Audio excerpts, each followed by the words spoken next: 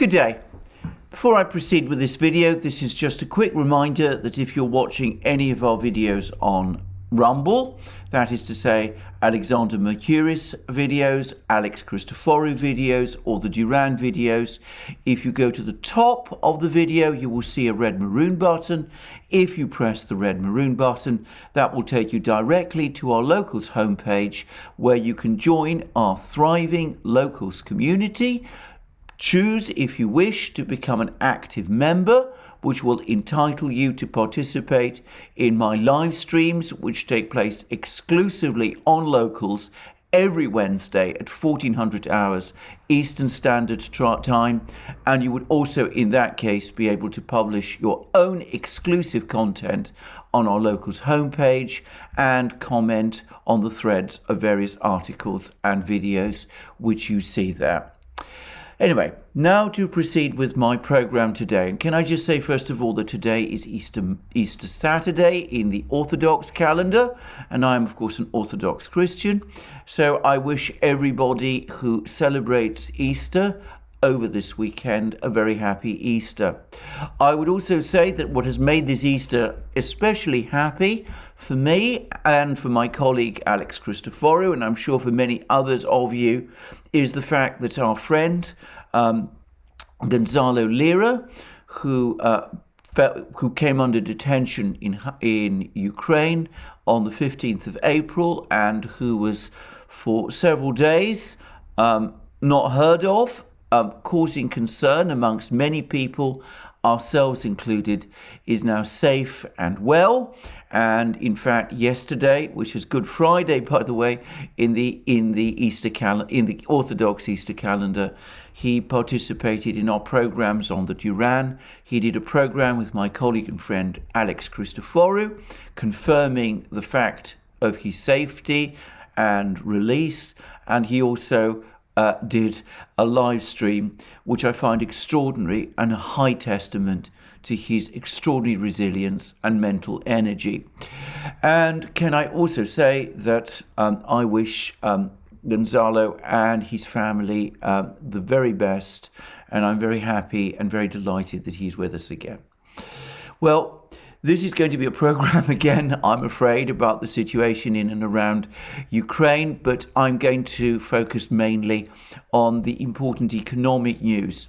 Now, saying this, I will do what I generally do at the start of these programs, which is take a brief and quick overview of the military situation.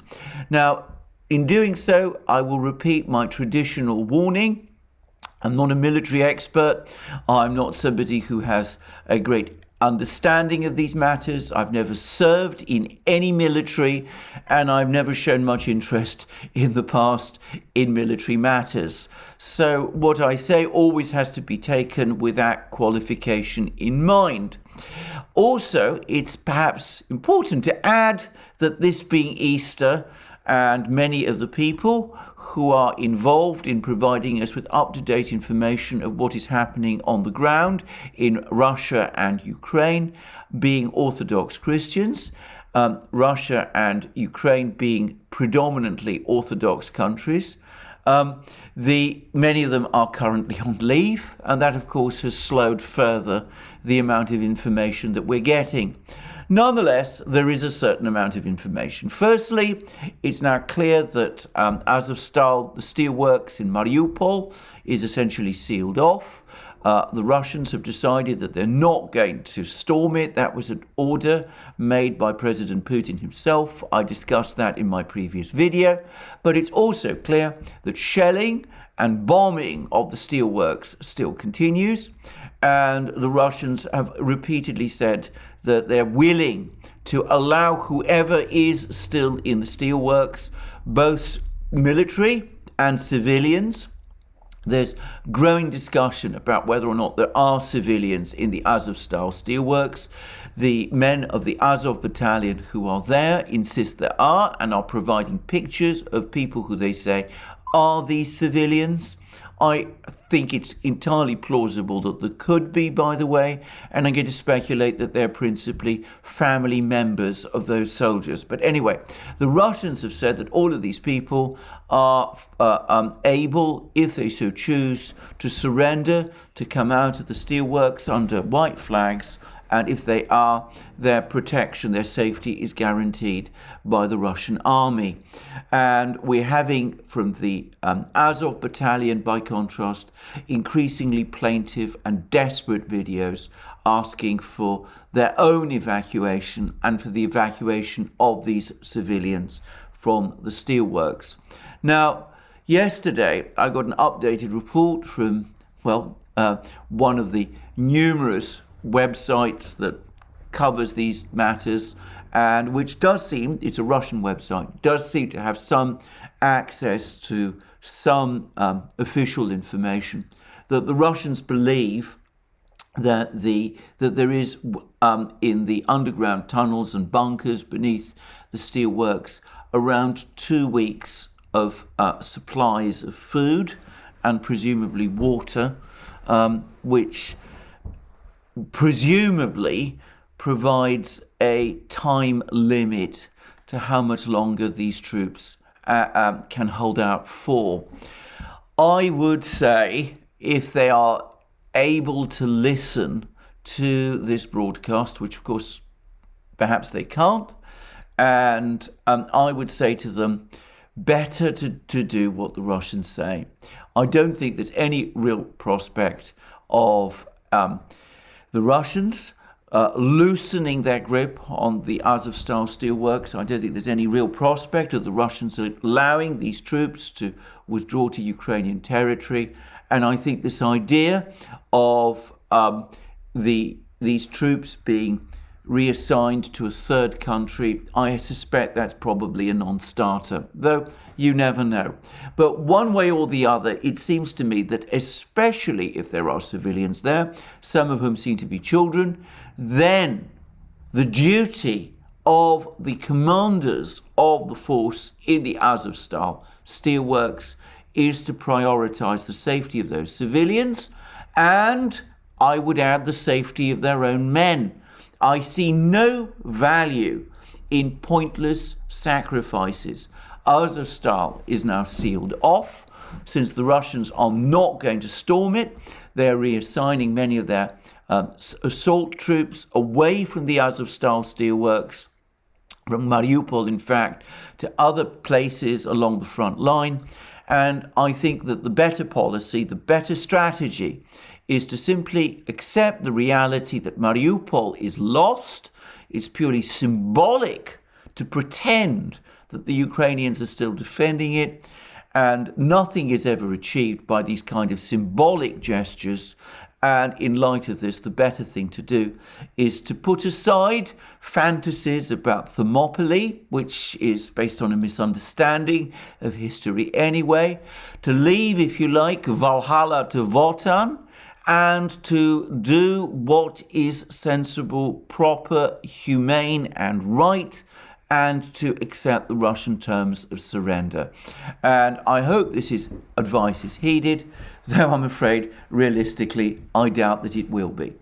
Anyway, elsewhere in Donbass, what we're hearing is of enormous amounts of shelling by the Russian military of Ukrainian formations, military groups in and around Donbass. And we also got, over the course of Thursday, the first admissions in the media, in Britain at least, and from the British government, that things may not be going terribly well. So firstly, we had an article in the London Times. Now, the London Times, if you remember, is the newspaper which back in March was the first newspaper in Britain and practically the first media outlet in the West to accept that the overriding priority of the Russian military was to encircle Ukrainian forces in eastern Ukraine, in Donbass, not to storm Kiev, which is where all the attention was at that time. So the London Times is clearly well briefed and well informed by serious people within the British intelligence community. And of course, what it says is always said with care. And obviously, there's always a wish to try to maintain the pretense of heroic Ukrainian resistance. But on this occasion, it's now published an article on Thursday which appeared to acknowledge that Russia is actually winning in Ukraine. It's behind a paywall, but I will, for once, as this is a very short article, read it out. And it says, the title is Ukraine War, Revitalised Russia Can Still Win, Western Intelligence Warns. And then the article goes on to say President Putin could still win the war in Ukraine, which is now expected to last until the end of the year, Western officials said. The Russian army outnumbers Ukrainian forces in the east 3-1 and could encircle and destroy a significant proportion, the officials warned. They said Russia could even launch a new assault on Kiev or deprive the Ukrainian capital of access to the Black Sea in a worst-case scenario. I'm going to come back to that in a moment. Western intelligence suggests that Moscow has made tactical adjustments after its troops were humiliated. The word humiliated is in quotation marks. I don't accept that qualification, but never mind. In the first 2 months of the invasion. The main theatre of the war in the eastern Donbass region is flat with firm terrain which offers Russian artillery and tanks an advantage compared with the forests north of Kiev. Russia has appointed an experienced commander to oversee Russia's special military operation. General Alexander Dvornikov led the intervention in Syria, where he ordered the flattening of Aleppo and helped President Assad to remain in power. Dvornikov is trying to orchestrate a pincer movement with Russian forces pushing south from Kharkiv and north from Lugansk. There is a real possibility Russia could surround Ukrainian forces and grind them down over time, which would be enough for Putin to claim it as a win, one official said, consolidating control over the Donbass and Crimea, and could be seen as a success. Well, can I just say, there's lots that I take issue with. I don't accept that the Russians were humiliated in the first 2 months of the war. I think this is all based upon the legend, if you like, of the heroic defense of Kiev, which, as I said, as people who followed my channel will know, I never took entirely seriously. And as for the appointment of General Alexander Dvornikov, well, there's been a lot about this in the Western media. There's been absolutely nothing about it from the Russian side.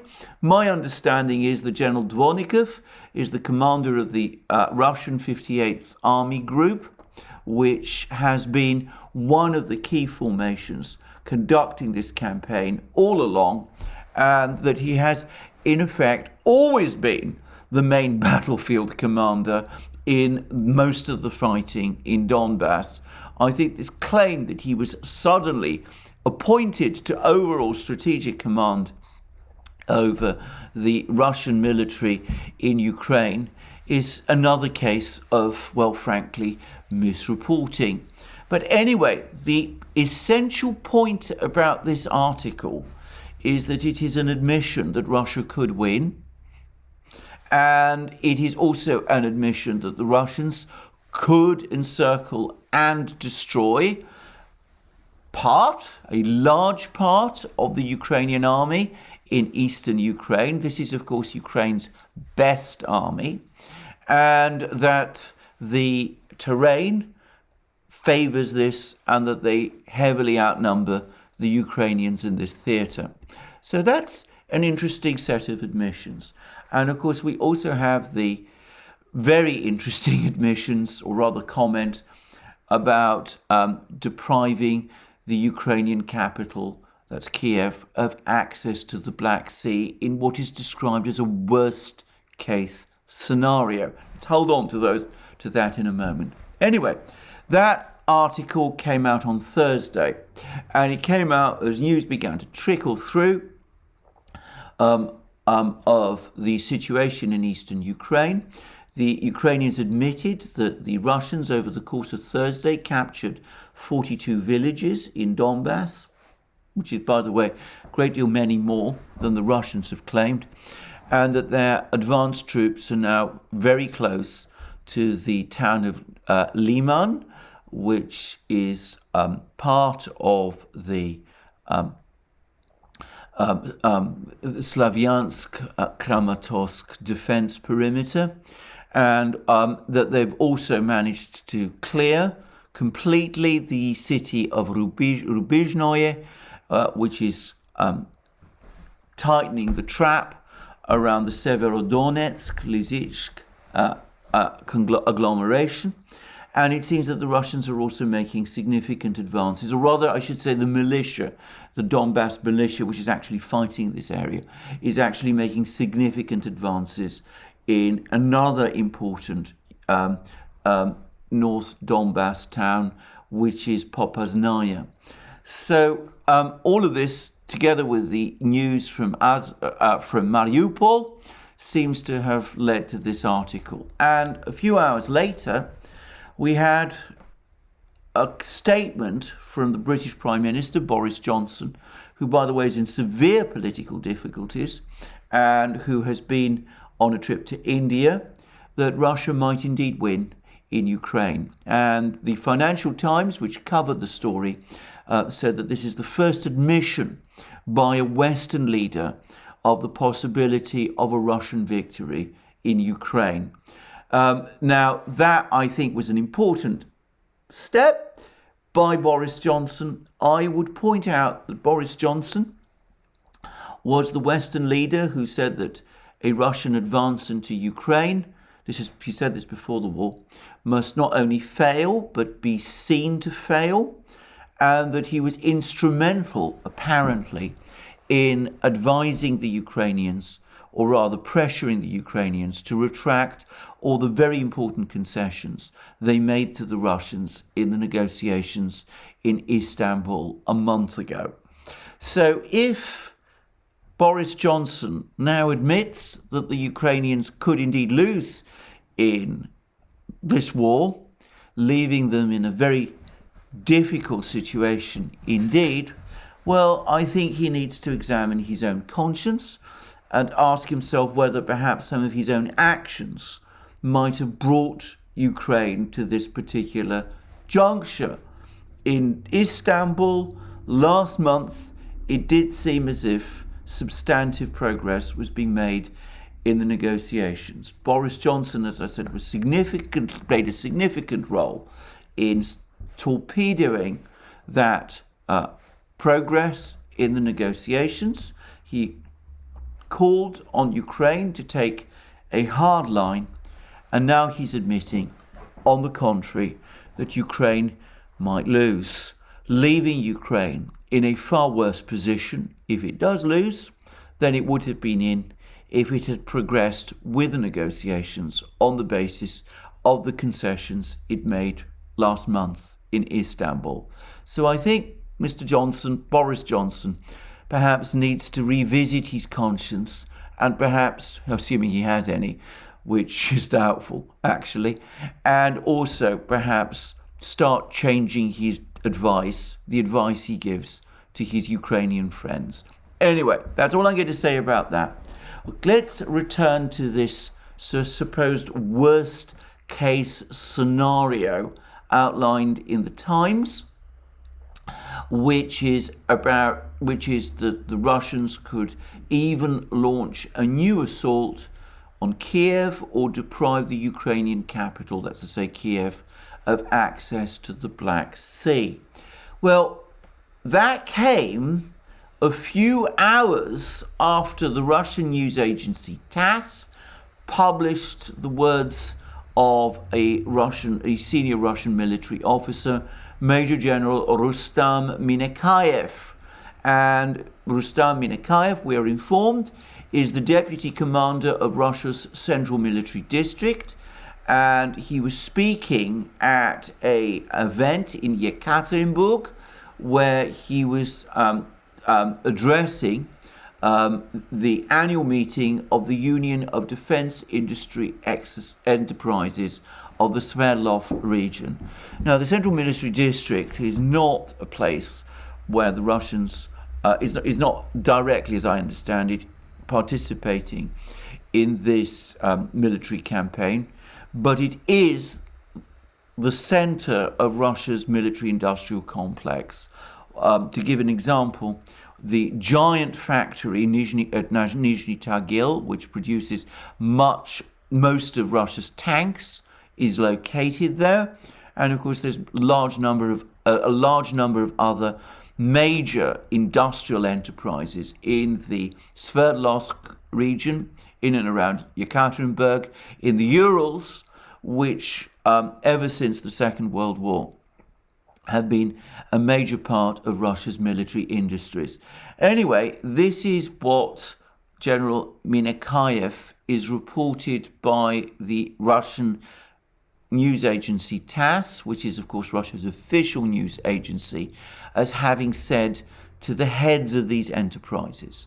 He said, control of over Donbass will enable us to establish a ground corridor to Crimea and to gain influence over the vitally important Ukrainian military facilities, the Black Sea ports, which serve deliveries of agricultural and metallurgical products to other countries. And TASS then went on to say that Minakayev added that the special military operation must be successfully accomplished and that all set tasks would be achieved. We did not start this war, but we will put an end to it, he added. So that appears to confirm what Alex Christoforou and I have been saying in various programs, that the major Russian objectives are in eastern Ukraine, control of Donbass, potentially control of Kharkiv region in the north, but crucially that they have no intention of withdrawing from the territories they've captured in Zaporozhye region and in Kherson region, and that they might in fact go on to consolidate control of a belt of territory linking Donbass all the way to Crimea. And there's already apparently some talk of reorganizing all this territory as part of an enlarged Crimean region. Elsewhere, there's further reports, this is from the Russian version of TASS, in which General Minakayev apparently indicated that the Russians were also looking to link up with their forces in Transnistria in Moldova. Transnistria is a region in Moldova with a large Russian-speaking minority. There's a Russian military forces actually in Transnistria, which are protecting, if you like, or occupying, if you prefer the Moldovan point of view, part of this territory, and the people who live there. And the Russians are, according to General Minakayev, interested in protecting this region, and he seemed to be indicating that the Russians might indeed be looking to extend their areas of control all the way up to Transnistria, in effect taking control of the entire Black Sea coast of Ukraine, including the key ports of Nikolaev and Odessa, both, by the way, overwhelmingly Russian-speaking. And that would indeed cut off Kiev and Ukraine from the sea, what the London Times said was a worst-case scenario. Now, the Kremlin has refused to comment on General Minakayev's statements, but note that these words appear on the official news agency, the official Russian news agency, TASS, and as a result, one must assume that they're being given the official stamp of approval. It seems to me that General Minakayev was given the green light to say these things at this meeting in Yekaterinburg with the various chiefs of the big industrial plants there. And then there was a decision made from on high to publish these comments on TASS to transmit them to the world, and perhaps more practically to the people in Kiev. It seems to me that what the Russians are doing is that they're giving the Ukrainians a warning. They're saying to the Ukrainians, look, we've made our demands clear. At the moment, when we spoke in Istanbul, our demands were Donbass and Crimea, your neutrality, and steps to protect the position of Russian speakers in what will be left of Ukraine. But you retracted, you pulled back from all your promises. So now that's no longer enough. We want control of Kherson region and Zaporozhye as well. And we've taken steps now to establish our own administrations in these regions. Most of the administrative buildings there are now flying Russian flags. The ruble is now being used as the main currency. And moreover, we are pressing very hard on your troops in Nikolaev. They're constantly under relentless bombing and shelling and missile strikes by our military. And in fact, latest reports suggest that the Russians have actually been edging closer towards Nikolaev. And we are not going to withdraw from these territories that we control, because they are already vital to our security and to the long-term security of Crimea. But if you don't negotiate now, if you don't actually come to an agreement with us now, then we will press on further. We will move forward. We will take Nikolaev. We will eventually capture Odessa. And at that point, you will be completely cut off from the sea.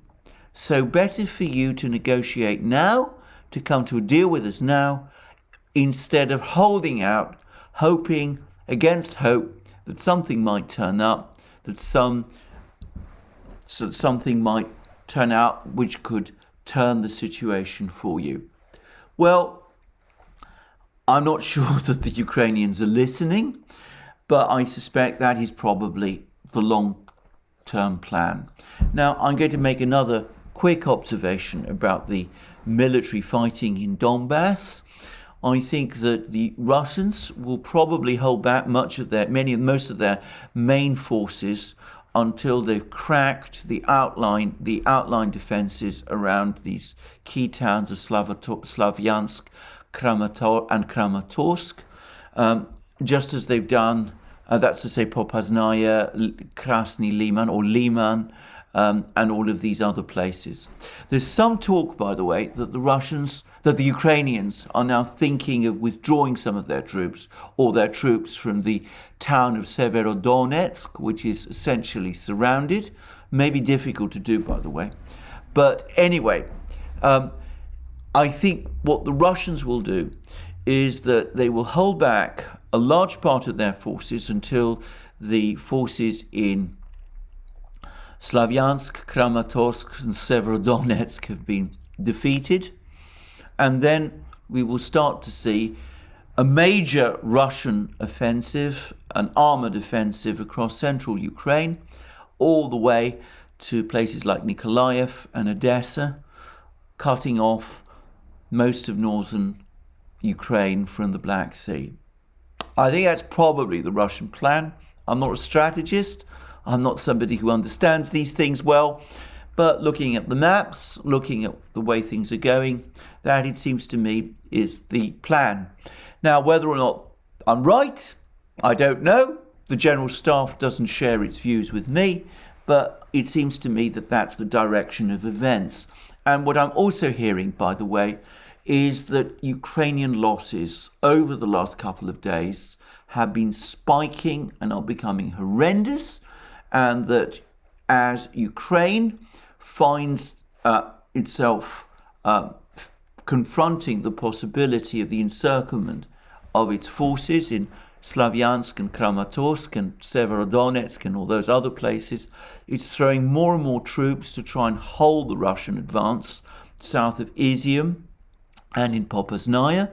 And more of these troops apparently are reservists and are finding it difficult to fight the professional Russian army. And the result is massive losses. Losses running into the hundreds every day, hundreds of killed, more wounded. And if this is true, then it's debatable, it seems to me, how much longer the Ukrainians will be able to keep this up. But if that is a fair assessment of the direction of the battle, then it seems to me that the Ukrainians, in their own interests, need to revisit the negotiations quickly.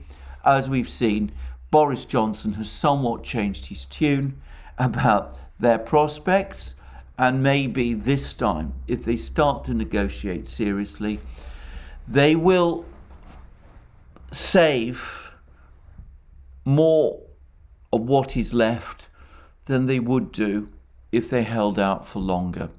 Anyway, that's my own personal view.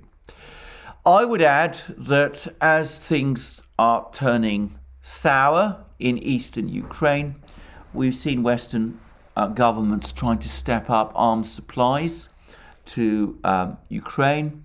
The United States is now sending 90 towed 155mm howitzers with 180,000 rounds of ammunition to eastern Ukraine, or rather to Ukraine.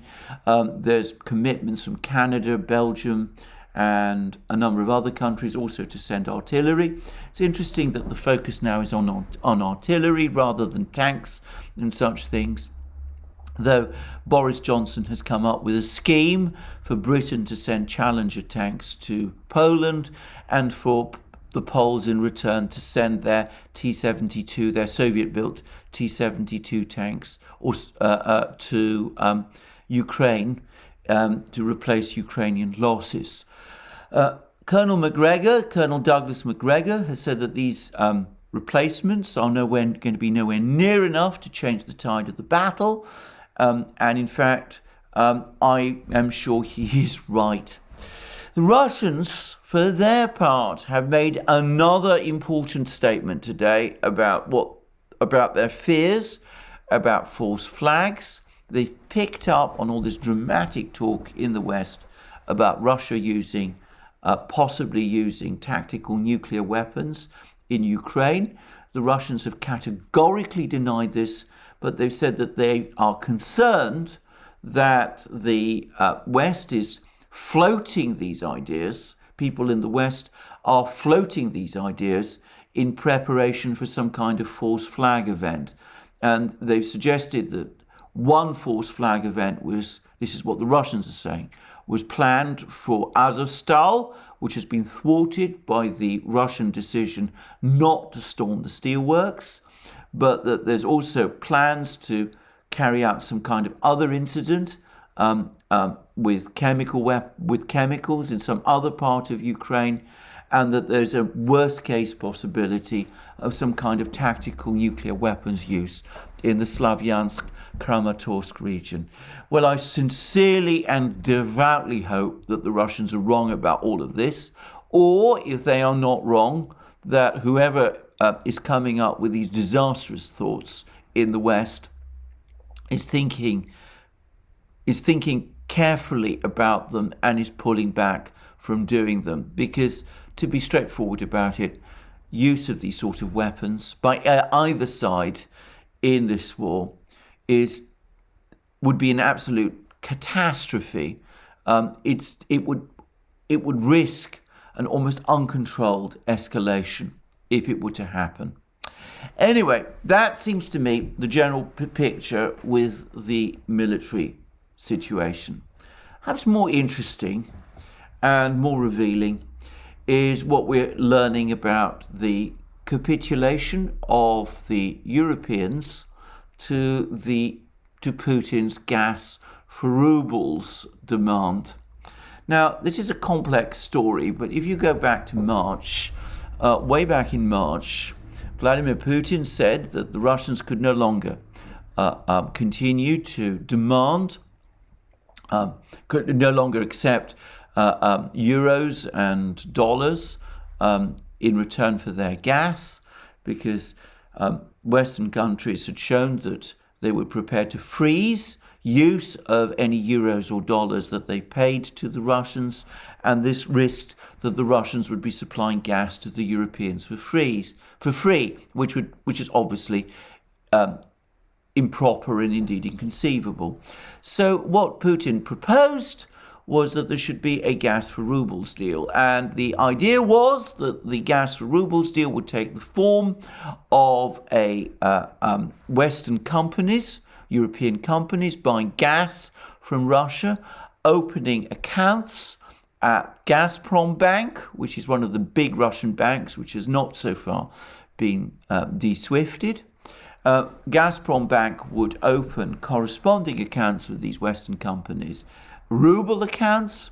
Gazprom Bank would receive these payments in euros and dollars from the Western companies, convert them into rubles, pay the rubles into the corresponding accounts of these companies, and the money, the rubles, would then be paid to Gazprom.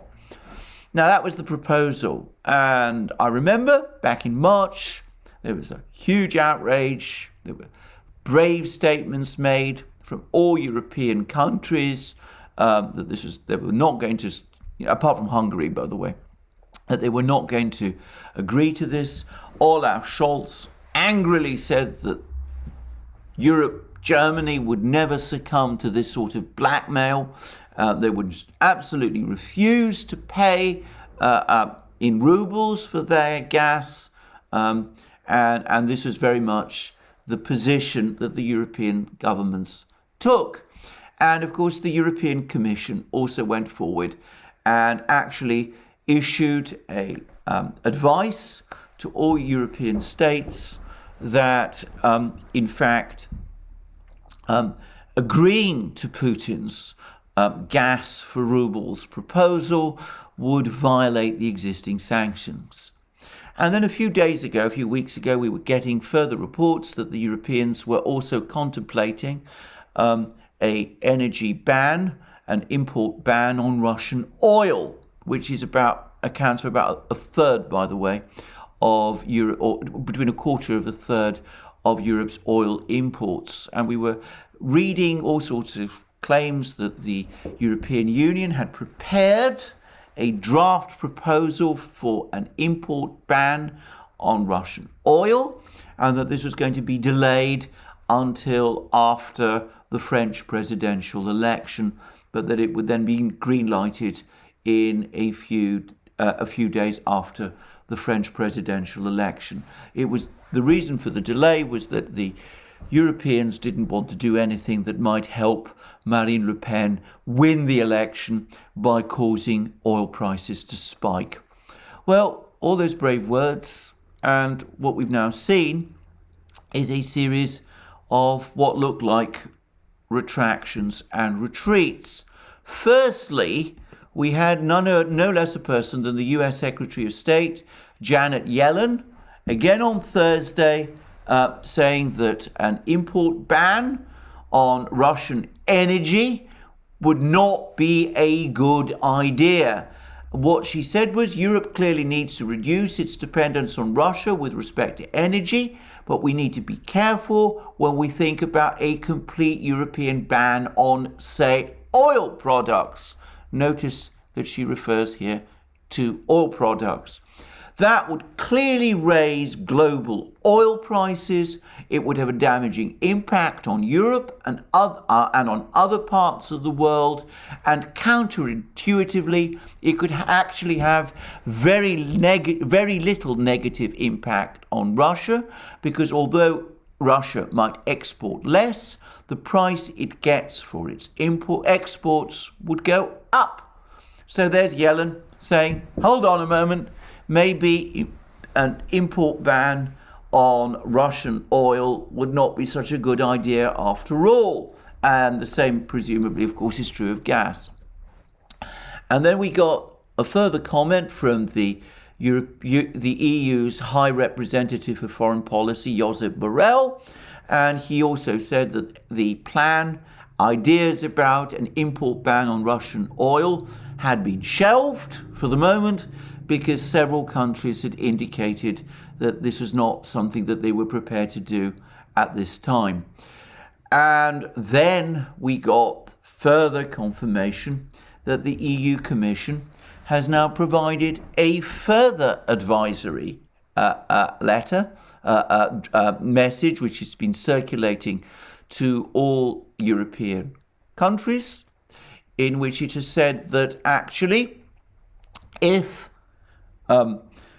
provided European companies pay for gas in euros, paying that money to Gazprom Bank, then if Gazprom Bank converts that money into rubles and pays it into a corresponding account of a ruble account of those companies held by Gazprom Bank, and that money is then forwarded on to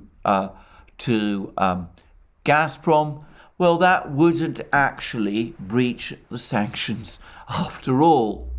And by the way, the British government is now essentially saying the same thing. Britain has actually sanctioned Gazprom Bank, but they've actually given a waiver to British gas companies up to the 31st of May to actually exercise precisely this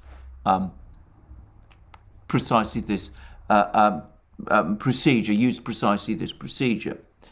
Now, what I find fascinating is that there's been a certain amount of media commentary about this. It hasn't been hugely publicised. But if you read accounts of the EU's advice, for example, on Reuters, if you look at the EU documents, if you read what other Western media are saying about this, you will find one notable absence. Not one of them is acknowledging that this is in fact what the EU Commission is now proposing is in fact identical in every respect, in absolutely every respect, to Vladimir Putin's original gas for ruble scheme. So what Alex Christoforou and I were saying back in March, that eventually the Europeans, left with no other options, needing gas, needing Russian gas, needing to continue to import Russian gas to keep their citizens warm through the winter and to keep their factories running. Ideas of importing vast amounts of liquefied natural gas from the United States are proving impractical in the short term. Ideas of importing more gas from Qatar and Algeria, as I've discussed in various programs on this channel and on the Duran, those ideas have turned to dust. The Europeans have been forced, in other words, to do what Alex Christoforou and I said they would do. They are accepting President Putin's gas for ruble scheme. And I'm going to go further. I'm going to say that having made that decision, it's only a question of time before the Russians take a further step beyond the existing scheme. They will say at some point, I'm not sure when, to the Europeans, look, if you still want to buy our gas, you're saying you don't want to, but if you still want to buy our gas, we're prepared to sell it to you, but we're going to do it in our own currency. We're not going to go through these elaborate processes at Gazprom Bank. That's something we did up to now because the original contracts specified that payment had to be made in euros. But any new contracts, payment must be in rubles. In other words, you must buy the rubles from us and use those rubles which you buy from us to pay us for our gas. So that's, it seems to me, where we're heading. Now, on oil, if one takes Josep Borrell seriously, which I scarcely ever do, by the way, then it looks as if the idea of an import ban on Russian oil has been shelved, at least at the moment. And certainly that's Janet Yellen's advice. I would add that, in my opinion, the reason Janet Yellen is advising the Europeans to row back on the oil import ban is that the US administration, is now becoming extremely nervous about the impact of higher oil prices on political opinion in the United States and on the electoral prospects of the Democrats in the November midterms. So she's essentially telling the Europeans, don't do this. We can't afford higher oil prices at the moment. That could tip us all into recession, and it could cause us major political difficulties going forward in the November midterms. I'm also going to say something else, which is I suspect that there are some people in the United States who are becoming increasingly alarmed at what is happening to the US's strategic oil reserve.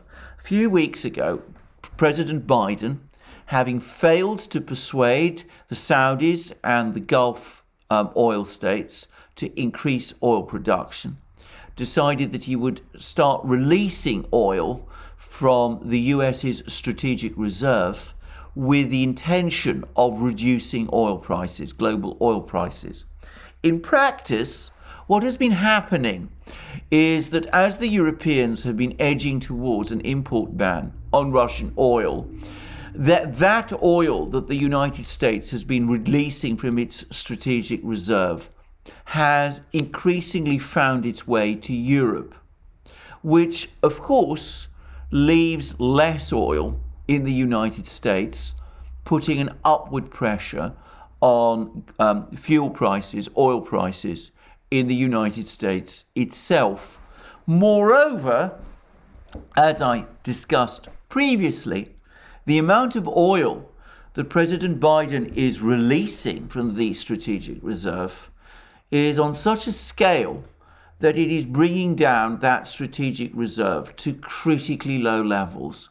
In fact, at the end of this process, there will be actually very little oil left in that strategic reserve, which could put the United States in a rather awkward position, a very difficult position, if things turn out badly in the autumn and winter. So I think that people like Yellen and perhaps other people within the US government are becoming increasingly concerned. And they're saying to the Europeans, for heaven's sake, slow down. This isn't such a good idea after all. You're not really going to hurt the Russians. The Russians will have no difficulty selling their oil, even at a discount, even if they have to sell it at a discount. Oil prices are rising so much. If you do this, they will always find some buyers for their oil, given the critically tight oil market which we already have. All you're going to do is undermine the stability of the Western economies, cause all sorts of political problems, and perhaps beyond that, there are private worries in the United States that the United States is running down to critical levels its own strategic reserves. So, logically, hearing this kind of advice from, well, Janet Yellen, after all, the Treasury Secretary of the United States, the major Western economy, you would have thought that the Europeans would have decided, well, maybe this import ban on Russian oil is not something we're going to do after all. That certainly seems to be what you would have expected governments like Germany, Austria, and the others to do. Well, Josep Borrell seems to have said that, in fact, the idea of an import ban on Russian oil has been put aside. I'm not so sure. I think it's quite possible in this atmosphere we have in Europe that we will in fact see an import ban on Russian oil. Perhaps they'll try and massage or find a way around the problem by delaying its full implementation by a few months. I don't think that's going to help with the oil price at all. I think oil prices would then spike anyway. But, given the hysteria of the moment, perhaps that's what we're going to see. Regardless of whether we see it or not, this whole episode, the fact that there's been this capitulation to Putin over the gas for Roubles deal, and the fact that even Janet Yellen is saying an import ban on Russian oil is a bad idea, slow down on that. Well, all of this shows once again that all of these plans, all these strategies, all these sanction strategies that were embraced by the Western powers back in February, and which evolved and gained extra force throughout March, have simply not been thought through. Well, one day maybe, I'm not saying that the Europeans have to forever buy Russian oil and Russian gas and Russian coal. It seems to me to make logical commercial sense for them to do so, but if they choose not to, well, I suppose that's their affair. But if they're going to go down that road, they need to think hard about the energy transition. And building windmills, realistically, is not going to do it. And building nuclear power stations takes a very long time and encounters massive political difficulties. And building liquefied natural gas stations and all that is possible, but it's expensive and it takes a lot of time. And there may not be that much liquefied natural gas anyway around. So if you're going to do this sort of thing, you need to think it through carefully. You need to prepare, you need to plan, you need to give your people, your engineers and your specialists a long lead time, 10, perhaps even 20 years, in order to do it. It can be done, but to think that it can all just be done in a few months is foolishness. However, I'm far from convinced that that foolishness has fully dissipated. In which case, despite the wise words of Janet Yellen, and despite the capitulation by the EU on Putin's gas for Roubles proposal, we could still be facing much higher energy costs this autumn and winter, with the prospect of further disruptions in the months and years ahead. Well, thank you for joining me for this program today. I look forward to you joining me in future programs on this channel and on our main channel, the Duran. Remember, you can find us on various platforms, including, obviously, Locals and Rumble, which I discussed at the start of this program, but that you can find us on other platforms too. Also, please remember that you can support us via Patreon and Subscribestar, and by going to our shop and buying the various wonderful things that you will find there, including our great magic mugs and t-shirts and hoodies and all the rest. And thank you again for joining me. If you want to support us and show some support for me on this channel, well, remember to press the like button if you've liked this video and to check your subscription to this channel. Thank you for joining me again today. Have a good Easter and more from me soon. And in the meantime, have a very good day.